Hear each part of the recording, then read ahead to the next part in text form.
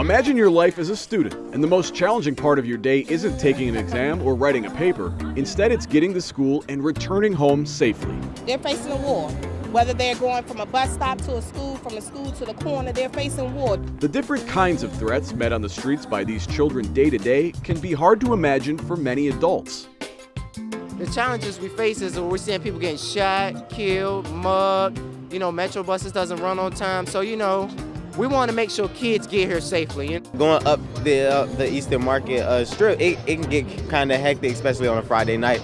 And sometimes I don't feel very comfortable going into certain neighborhoods.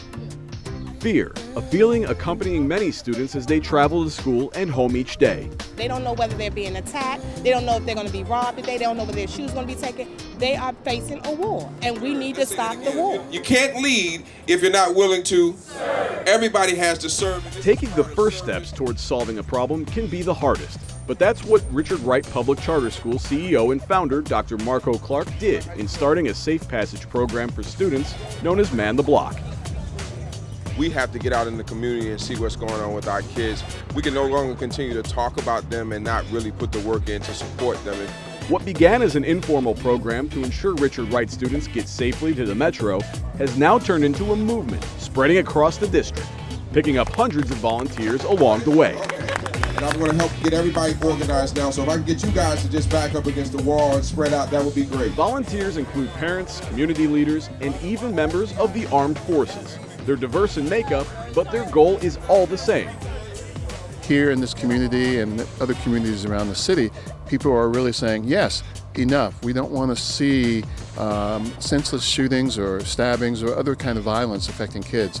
We just want to make sure that everybody is safe and supported, and the more men we have, or men and women we have come out, the better it is for all of us. Well, it's a great thing. It makes everybody feel like, yes, I can do this, and it is empowering.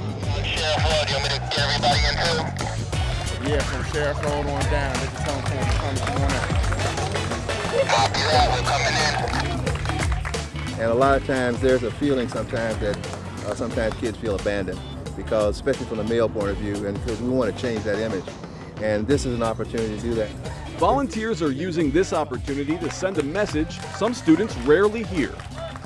A lot of children don't hear the simple words, I love you, on a daily basis. A lot of children don't even get a hug. Sometimes a smile from one of us can change the whole day of a child.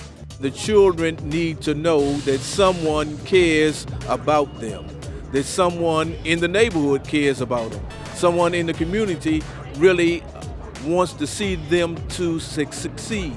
And that message seems to be getting through. It makes me as a student feel like they really care, and not just that our parents care. It makes us feel like they really want us to be safe. To hear that people are continually pushing us to be great and things like that, and telling us that we're great, even if we don't feel like we are, it makes me it gives me a sudden happiness. For Dr. Clark, getting his students home safely is just part of the mission. He's looking to continue growing Man the Block across the city. Even if you're not an educator or you have no children in school, you can still participate and help somebody else's child. And I think that's most important for people to understand. All it takes is that first step, making the decision to make a difference. And without these parents and everybody out here caring for these kids, we're never going to stop it. We're never going to stop. We get all together and man this block like this school is doing, we're going to be fine. These kids are going to turn around.